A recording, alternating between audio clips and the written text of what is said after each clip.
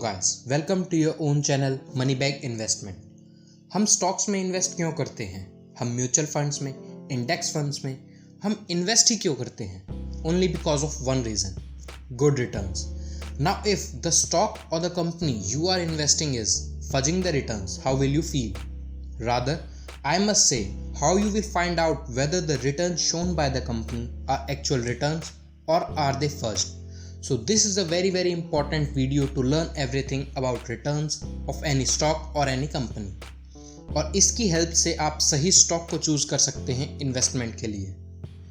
Returns are of 3 categories. Number 1 absolute return, number 2 return on equity जिसे हम ROE भी कहते हैं, number 3 return on capital employed जिसे हम ROCE भी कहते हैं। Today we will discuss these in complete details. Before we cover return on equity, let's discuss what is equity.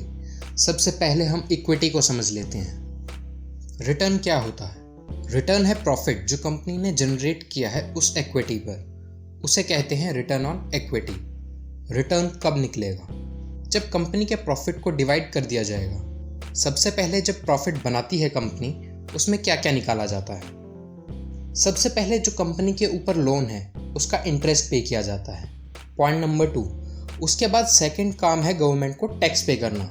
ये दोनों चीज़ें मैंडेटरी हैं, चाहे प्रॉफिट हो या लॉस हो।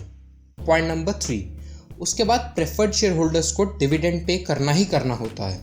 उन्हें भी अपना हिस्सा चाहिए, चाहे प्रॉफिट हो या लॉस हो। और लास्ट में आते हैं आपके और मेरे जैसे कॉमन शेयर होल्डर्स। प्रमोटर्स भी कॉमन शेयर होल्डर्स में ही आते हैं। ये बैलेंस शीट हमने पहले की वीडियोस में भी डिस्कस कर रखी है, तो चलिए एक क्विक रिवीजन कर लेते हैं बैलेंस शीट का। कंपनी जनरेट करती है 1 करोड़ रुपीस। जो सामान बनाने का खर्चा है उसे मैन्युफैक्चरिंग कॉस्ट कहते हैं, जो कि है 30 लाख रुपीस। इसके अलावा उस प्रोडक्ट को एडवर्टीज करने का खर्चा है, स्टेशनरी का खर्चा है, और बाकी एडमिनिस्ट्रेटिव चीज़ों का जो खर्चा है वो है 10 लाख रुपीस। जब इन दोनों चीज़ों को हटा देते हैं तो जो हमारे पास बचता है वो है ऑपरेटिंग प्रॉफिट, जो कि है 60 लाख रुपीस। अब अगर हम ऑपरेटिंग प्रॉफिट से इंटरेस्ट, डेप्रिसिएशन और अमोर्टाइजेशन को हटा दें तो हमारे पास आता है प्रॉफिट बिफोर टैक्स, जो कि है 40 लाख रुपीस। अब हमें गवर्नमेंट को टैक्स तो देना ही देना होता है। टैक्स को डिडक्ट करने के बाद जो अमाउंट बचता है उसे कहते हैं शुद्ध मुनाफा, यानी कि प्रॉफिट आफ्टर टैक्स, जो कि है 28 lakh rupees. Profit after tax से रिटर्न है जो आपको उस इक्विटी पे मिल रहा है। तो ROE क्या हुआ? ROE क्या हुआ जिस कंपनी में 28 लाख का प्रॉफिट आफ्टर टैक्स आ रहा है? सपोज उसमें डेट है 1 करोड़ रुपीस का, इंटरेस्ट लगा लो 10%, तो 10 लाख रुपीस हमने पहले ही हटा दिए हैं। अब बात टोटल इक्विटी की करते हैं। उस कंपनी की इक्विटी में जो कॉमन शेयर होल्डर्स हैं उनकी वैल्यू है 2 करोड़ रुपीस।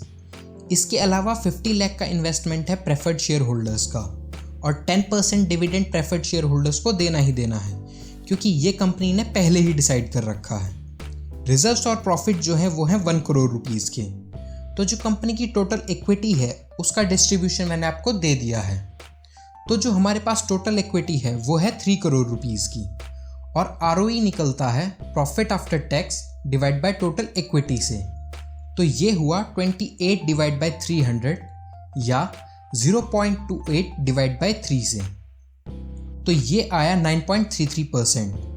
तो रिटर्न ऑन इक्विटी जो आया वो है 9.33% का। अब आपके दिमाग में क्वेश्चन आता है, which company is better? Better company को पता करने के लिए आपको उसी सेक्टर की किसी और कंपनी से कंपेयर करना पड़ेगा। तो जिस कंपनी का ROE हायर है, that company is better in the same sector only. ROE जो है किसी भी कंपनी का वो मिनिमम 15% तो होना ही होना चाहिए। अब समझते हैं कि हाउ कंपनीज मैनिपुलेट ROE। जैसा मैंने बताया, ROE क्या है? Profit after tax divided by total equity. जैसे ही आपने लोन लिए, ज़्यादा डेट बढ़ाया, लायबिलिटीज़ बढ़ाई, तो आपका इक्विटी का जो कंपोनेंट है वो डिक्रीज हो जाएगा। तो ROE क्या है? ROE है profit after tax divided by total equity. तो इक्विटी कम होगी तो आपका ROE इन्फ्लेट कर जाएगा, मतलब बढ़ जाएगा। इस टाइप से कॉर्पोरेट वर्ल्ड में मैनिपुलेशन होता है रिजल्ट्स में। तो आपको क्या ध्यान रखना है? क्या उसमें कोई लायबिलिटीज़ इंक्रीज़ हो रही हैं पिछले क्वार्टर के कंपैरिजन में? तो आपको आरओई में भी बिल्कुल कॉन्फिडेंटली पता चल जाएगा कि हो सकता है इसका आरओई मैनिपुलेटेड हो। अब आपको समझ में आ गया होगा कि ये कैसे काम करता है, बट अब आपको लग रहा होगा कि प्रॉब्लम ही क्या है। हमारी कैपिटल होती है इक्विटी प्लस डेट। अगर आप डेट ज़्यादा ले लेंगे, इक्विटी को कम कर देंगे तो आरओई तो इम्प्रूव हो जाएगा, बट अगर रिसेशन आ गया तो उसका प्रॉफिट स्लम्प करेगा। लेकिन इंटरेस्ट तो पे करना ही करना है, प्रेफर्ड शेयर होल्डर्स को डिविडेंड तो देना ही देना है, टैक्स तो कंपलसरी पे करना है। तो जो कंपनी का प्रॉफिट है दैट विल गो डाउन। अगर डेट लेवल सेम है, डेट इंक्रीज नहीं हो रहा है, तब भी अगर आरओई बढ़ रहा है देन इट इज़ एक्सेलेंट।